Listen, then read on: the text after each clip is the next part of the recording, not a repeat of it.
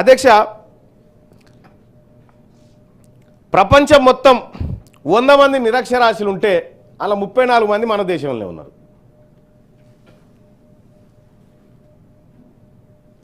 ఈ లెక్కలు చూసినప్పుడు అధ్యక్ష, మన విద్యారంగం అందరికంటే ముందు మేల్కొని అందరికంటే ముందే అంతమైనట్టుగా అనిపిస్తూ ఉంది అధ్యక్ష.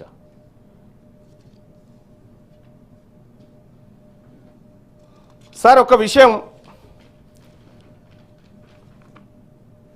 సుమారు 30 కోట్ల మంది ప్రజలకు ఇంకా మన దేశంలో చదువు రాదు, అక్షరాలు తెలివై. ఈ రోజు వరకు ఉన్న డేటాను పరిశీలిస్తే అధ్యక్ష, ప్రపంచంలో 80 దేశాల జనాభాను ఒక దగ్గర పెడితే ఈ భారతదేశంలో చదువు రాని వాళ్ళ జనాభా సమానం సార్.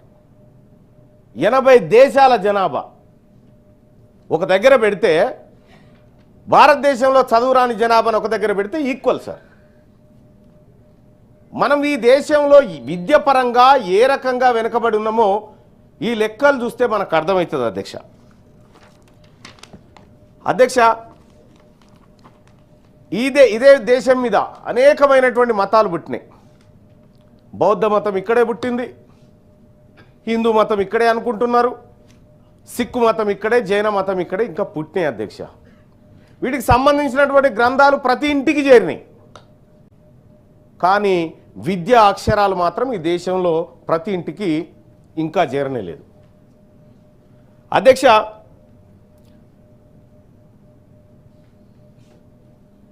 దానికి కారణాలు అనేకం ఉన్నాయి అధ్యక్ష. అప్పట్లో చదువు కొందరికి మాత్రమే ఉండేది అధ్యక్ష. అప్పుడు ఉన్నటువంటి పరిస్థితుల వల్ల చదువు కొద్ది మందికే ఉండేది అధ్యక్ష. పేదవాళ్ళు లేకపోతే ఈ కుల వృత్తుల వాళ్ళు, నిమ్న వర్గాలు చదువుకోవాలంటే అప్పుడు అవకాశం లేదు అధ్యక్ష. ఆ రోజు ఉన్నటువంటి పరిస్థితుల వల్ల మనం చాలా సినిమాలలో చూసినాం, చదువుకుంటే నాలుకలు గత్తిరిచ్చిరని, చెవులలో సీసం పోసిరని, ఇవన్నీ చూసినాం అధ్యక్ష. చదువు కేవలం పెద్దవాళ్ళకు హక్కుగా ఉండేది అధ్యక్ష. పేదవాడికి చదువుకునే అవకాశం ఇవ్వలేదు.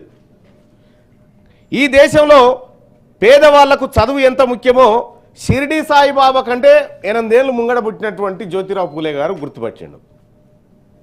గుర్తుపట్టి ఈ పేద వర్గాలకు విద్య దక్కాలి, విద్య అందాలి అనేటువంటి ఉద్దేశంతో ఆయన పేద వర్గాలకు చదువు చెప్పించే కార్యక్రమాలు చేశాడు అధ్యక్ష. సూదరోళ్ళకు చదువు అప్పటి నుంచి స్టార్ట్ అయింది అధ్యక్ష. అధ్యక్ష, ఓవైపు ఆయన పోరాటం చదివిన డాక్టర్ బిఆర్ అంబేద్కర్ గారు జ్యోతిరావు పూలేను తన గురువుగా ప్రకటించుకొని దేశంలో ఉన్న ప్రతి మనిషికి చదువుకునే హక్కు ఉండాలని భారత రాజ్యాంగంలో విద్యను హక్కుగా పొందుపరచడం జరిగింది అధ్యక్ష. ఆ హక్కు ఆధారంగా ఇవాళ మన దేశంలో అందరికీ సమాన విద్య అనేటువంటి మాట మాట్లాడుకుంటున్నాం అధ్యక్ష. కొన్ని మతాలు, ఆచారాలు పేదవాడికి విద్యను అందకుండా చేస్తే అవే ఆచారాలు రూపం మార్చుకొని ఇవాళ కూడా పేదవాళ్లకు విద్య అందకుండా చేస్తున్నాయి అధ్యక్ష. రాను రాను రాజుగుర్రం గాడిద కాదు కంచెర గాడిద అయినట్టుగా విద్యా వ్యవస్థ ఈ దేశంలో బలమైనటువంటి పునాదులు వేసుకున్నటువంటి విద్యా వ్యవస్థ ఇంత ఇంత ఇంత ఇంత నీరు గారిపోయినటువంటి పరిస్థితి చూస్తా ఉన్నాం అధ్యక్ష.